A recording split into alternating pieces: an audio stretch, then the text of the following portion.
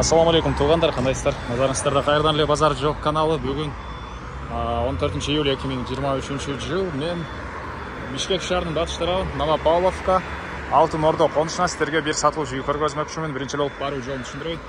Азыр мен турган жер ошон Фрунзе трассасы жана Школьная көчөсүнүн кесилишинде турам туғандар. Ориентирди бул жакта мектептен кийинки могу Фрунзе. Азыркы аты Азия маркетин алсаңыздар болот. Ушул Азия маркетинен кийинки эле көчө менен түз Школьная көчөсү менен түндүктү карай жүрсөңүздөр, Нур көчөсүндө сатылуучу үйүбүз жайгашкан туғандар. Так, анан бул жерден шаардын бурчуна көптөгөн эле маршруткалар менен бара аласыздар туғандар. Дагы эмне маалыматы? Калган маалыматты үйгө жетип берем, сиздер байкамас өзүңүздөр комментарийге жаздырыңыздар. Мынакей туғандар, келүү жолун түшүндүргөнчү бүгүнкү чыгарыштагы сатылуучу үйгө да жетип келип калдым. Бул үйдүн көчө тараптан көрүнүшү. Эң эле түштүк чек арасы мынакей бул жерден башталат. Эң эле түндүк чек арасы бул забор бүткөн жерге чейин. Жолдорду көрүп турасыздар, мынакей орто кеңдикте. Бул райондун көрүнүшү. Анан үйүбүздүн көчө тарабынан көрүп турасыздар, забор жана дарбаза орнотулган туғандар. И электр энергиясы бар экен.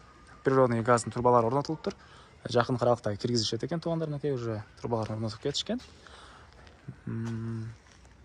Суу бар, отопление, паровое отопление. Так, дагы эмне маалымат? Мынакей кошуналар деле жакшы дейт үйгө ээси туғандар. Так, эми кирип калган маалыматты бир жекеден берейин. Дарек Нур көчөсү 2 гис картада 15 деп турат. Кошунаныкы 7 Б болуп калат экен. Так, Яндекс картада башка адрес туғандар. Кыскасы 2 гис менен келсеңиздер. Нур көчөсү 15-чи дарек. Бул мынакей үйүбүздүн короосунун көрүнүшү. Алды тарабы стяжка жана көп эле машина баткандай жер. Кошуна менен болгон чек ара мондай забор кылынган. Негизинен бийигирээк кылып навес кылсаңыздар деле, мынакей бул жерде навеска да жайы бар. Үй жөнүндө айтсак, 110 квадрат метр туғандар. Узун туурасы 11/10. Толук түрдө кирпич менен бүтүрүлгөн. Тышкы тарабы утеплять этилген туғандар. Мынакей плюс бул жерде кухнянын түбүндө, ошол кухнянын размеринде подвал деле бар экен. Үйдүн батыш тарабындагы забор менен болгон ортолукта дагы ушунча бош жер да бар туғандар. Анан документтер боюнча айтсак, бардык документтери бар. Алсаңыздар ошол күнү эле үй ээси үйдү өткөрүп берем дейт туғандар. Бул жакта мынакей бактар, бир аз жер жемшекинге жер, навес. Очокуна кылсаңыздар деле болот экен ал жагына. Септик экөө. Үйүбүзгө чыгыш тараптан деле бул жактан отопление котел жайгашкан бөлмө аркылуу кирип чыксаңыздар деле болот туғандар. Азыр эми сиздерге биринчи болуп үйдүн ички тарабын көргөзөйүн. Андан соң короосун ачып, та калган маалыматтарды бир чекеден берем туғандар. Так, мынакей бул тепкичтер аркылуу үйүбүзгө киребиз туғандар. Көрүп турасыздар, тепкичтер. И бул үйүбүздүн негизги кирүүчү эшиги. Мынакей көрүп турасыздар, темирден болгон эшик орнотулган. Бул үйүбүздүн кире бериши коридор туғандар. Бул коридордон калган бөлмөлөргө өтүп кете алабыз. Киргенде оң тараптан мынакей кухня жайгашкан. Көрүп турасыздар, кухонный мебелдер. Так, түштүк тарабынан терезе, чугунный отопление батареялар жана ошондой эле бул эшиктен түз кирсеңиздер, отопление котел жайгашкан бөлмө жана ошондой эле чыгышты карай жүрсөңүздөр, өзүнчө дагы эшиги орнотулган. Үйгө 2 эшик аркылуу чыгыш тараптан бул жактан и бул жактан негизги эшик аркылуу кирип чыга аласыздар туғандар. Кухнянын раковина суу чыгарылган жана фильтр да орнотулуптур туғандар. Андан ары бул жакта мынакей дагы бир бөлмө. Көрүп турасыздар, ремонт. Чыгыш тараптан терезе, отопление батареялары, полдор. Чыгаштан болгон пол туғандар. Андан ары калган бөлмөлөрдү сиздерге бир чекеден көргөзөйүн. Мынакей бул жакта залы жайгашкан.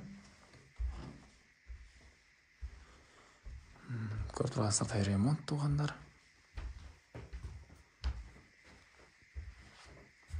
И жалпысынан узун туурасы 11/10, 110 квадрат метр. Так, бул жакта дагы бир спальня бөлмө.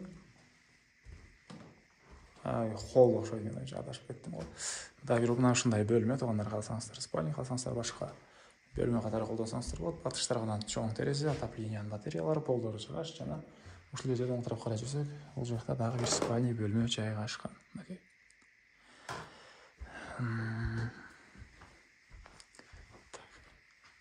Эмне маалыматы? Эми коросунан чыгып калган маалыматтарды бир чекеден берейин. Мен кайра сатылуучу үйдүн коросундамын, туугандар. Эми андан ары үйдүн чыгыштарын сиздерге көргөзөйүн. Так. Мынакей бул жакта үйдүн кыйрагындагы подвал, ушул кухнянын размериндеги подвал экен. Эшиги бул жактан орнотулган. Так. Бул жакта септик катарынан экөө. Вишня, черешня, слива жана башка көптөгөн эле бактар, туугандар. И бул үйдүн мынакей чыгыштарынан көрүнүшү.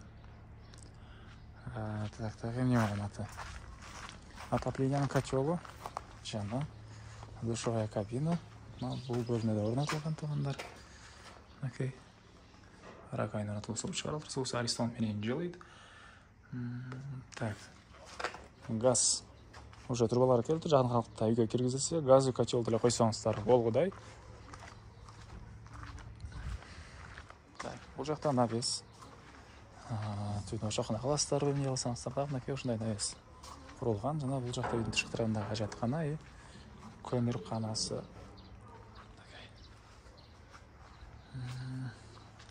Байкаган болсоңуздар, конуш деле тынч, жакшы конуштардын бири экен. Көчөлөрдө көргөздүм, туугандар. Так, бул үйдүн баасы $62,000 сурап атыптыр үй ээлери. Анан дагы сүйлөшүү болот. Эсин номерин мен экранга эсиптел деп калтырам. Азгана кылып сүйлөшүп көрүңүздөр. Сүйлөшүү болот. Анан достор менен, группалар менен бул видеону сиздер бөлүшсөңүздөр, мага бул ээсине чоң жардам берген болосуздар.